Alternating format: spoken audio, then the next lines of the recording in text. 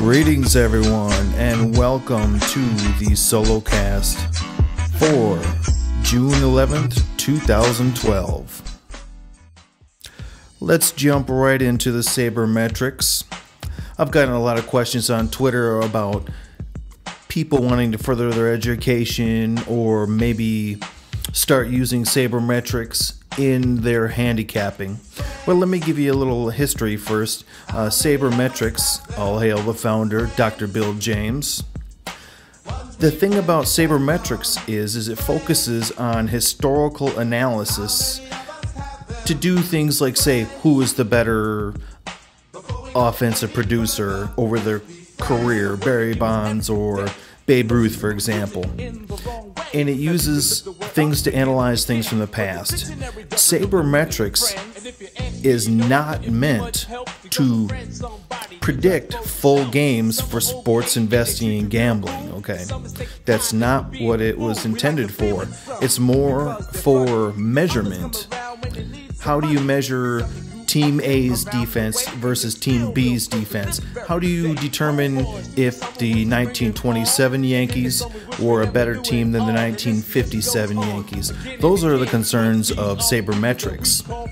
So, while I encourage you to learn more about them, for people that are interested for handicapping, what you're really wanting is statistical modeling, and that's a whole different thing entirely.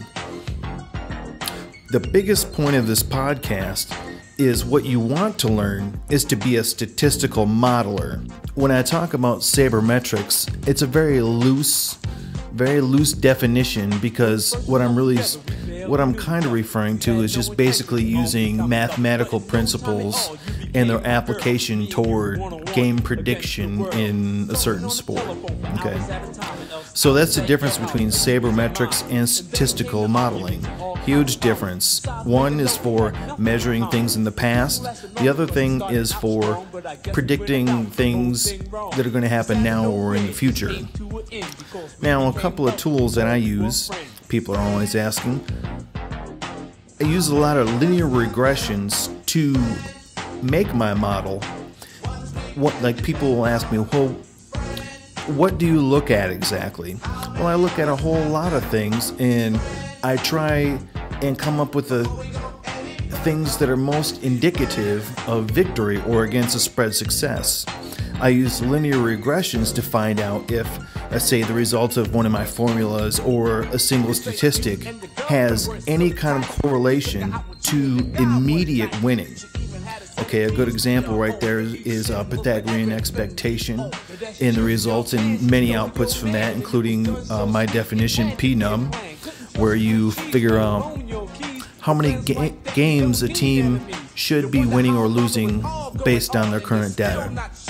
Okay, that's a fantastic thing, and I use it in every single sport. However, sometimes it might take a long time for that to even out. It might even out in the last couple days of the season. So what I have found is my momentum formula, where I use outputs of Pythagorean expectation, including PNUM, as part of a momentum formula, not as a singular predictor of immediate success. My winning percentage has gone up. In every calculation that you use for every single model, you must have a positive expectation. And what I mean by that is any formula that you use, any statistic that you use, anything that you create, if you just bet on that alone, you will be above 50%, okay? And that's how you can start setting thresholds for accuracy and volume. You must have a positive expectation for every single thing you put in your model. This one's for Mr. Rosen out there and many others who maybe have some education, some mathematical ability, and they want to know, what more can I do? And I'll suggest something like, oh, take an organic chemistry course.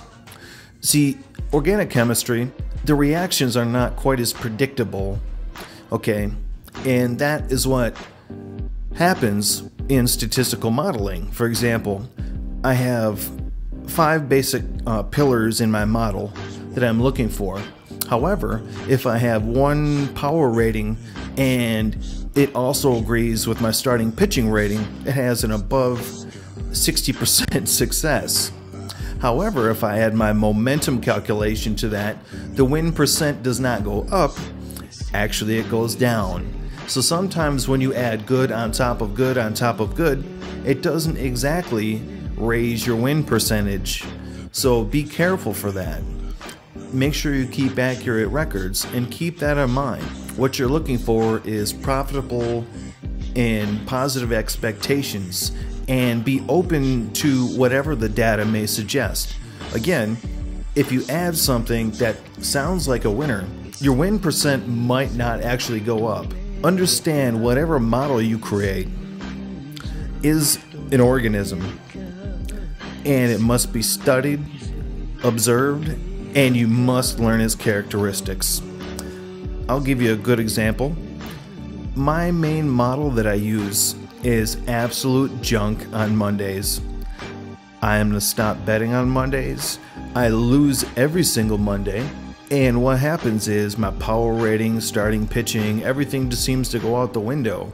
And how I know this is keeping track of it over time, keeping accurate records, and going back and see exactly what happened every single Monday. Why does it happen on Monday? Well, I think a lot of marquee matchups happen on the weekend, and teams that are favored or maybe not doing so well, it just becomes a lot more unpredictable. There's a lot more variability and unpredictability, so I'm going to skip the day.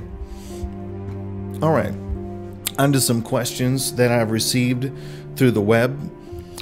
I want to give a shout out to all my people out in Australia, Vince and Alan and Jeff Top Dog. How are y'all doing? Jeff, to answer your question that you asked me before in one word, yes. I cannot expound on that very much right now, but yes. I got another question from Chris, and he wanted to know about how often do I update data. It is every single day. Things change on a large or small scale so much every single day. I update my standings, runs scored, runs against, all my offensive ratings, my team pitching ratings, my bullpen ratings. It's a daily struggle. Let me tell you something. I know who does update their data every day, every hour, and that is every sports book and bookie out there. So you have to keep your competition in mind and always be a step ahead. You have to come up with a data management schedule that works for you and your life. I mean, for me, I'm a full-timer. It's what I do literally 24 hours a day. So I have a lot of time to get it done. Figure out something that works the best for you, though.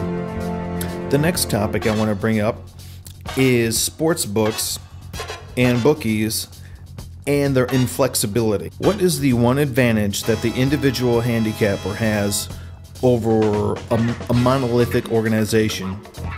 Flexibility. A good example here is hockey totals. If you come up with a total from your model that says there's only going to be 2 or 3 goals scored, well, you know the lowest they can ever go is 4.5. No total will ever go down to 4. Conversely, in baseball, the minimum, absolute minimum, is 5.5. Okay, that's Kershaw versus Lincecum in 2011. And it went under every single time. 2-1, 1-0, anything like that. Okay, so there are times there where the upper and lower limit of what the sports book or bookie can do, it can be tested. And you must take advantage of those opportunities. There's a maximum and minimum that can be made for an NFL game. The maximum spread would probably be about 21.5 points. So if, for example, if you came up with something and with confidence you thought that your team was going to win by 27, the line is irregardless, and you have to pound that. For example, on that, the Patriots and Denver Broncos last year in the playoffs, I had that as about a 23.5 or 24 point victory. So even though the spread was sizable, I pounded the living daylights out of that game.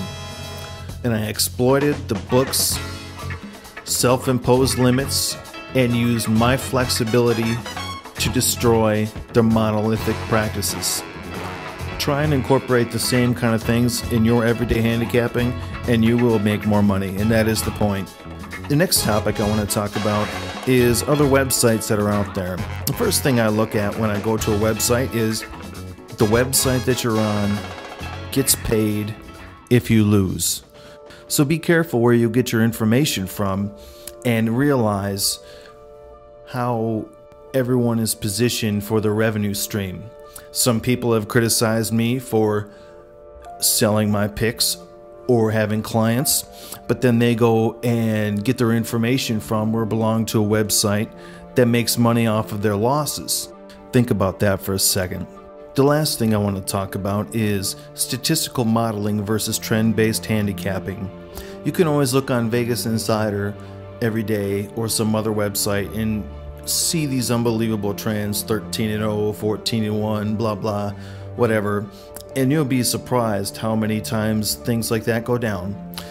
I'll give you, as I have many times here in this podcast, I'll give you an example. After the Mets had their no-hitter, we bet against the Mets the game after that and lost.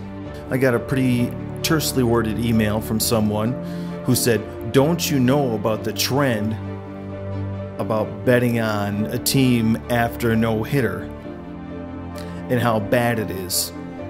And actually this person bet against me. Well, I don't really believe in trends. I believe in my models because that's what's paid my bills. This has put food on my table. The other day, once again, the situation arose where the Mariners no-hit the Dodgers. In the next game, we were on the Dodgers for plus money. What do you know? We're 50-50 when my model predicts a play after a no-hitter. Far more significant than any trend. So that's the difference between having confidence in your own statistical model and believing in some trend.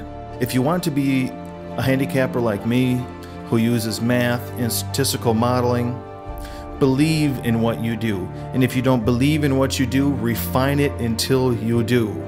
For every day that I bet baseball, for every week that I bet NFL, for 5 years, I have my data frozen in time exactly as it occurred on that day.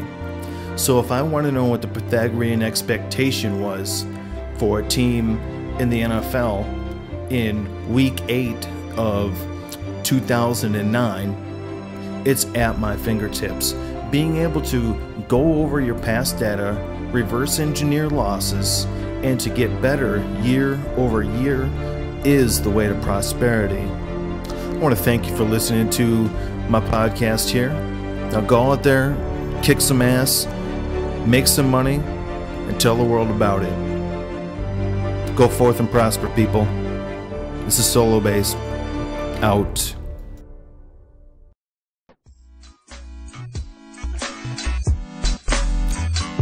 Greetings, everyone, and welcome to the SoloCast for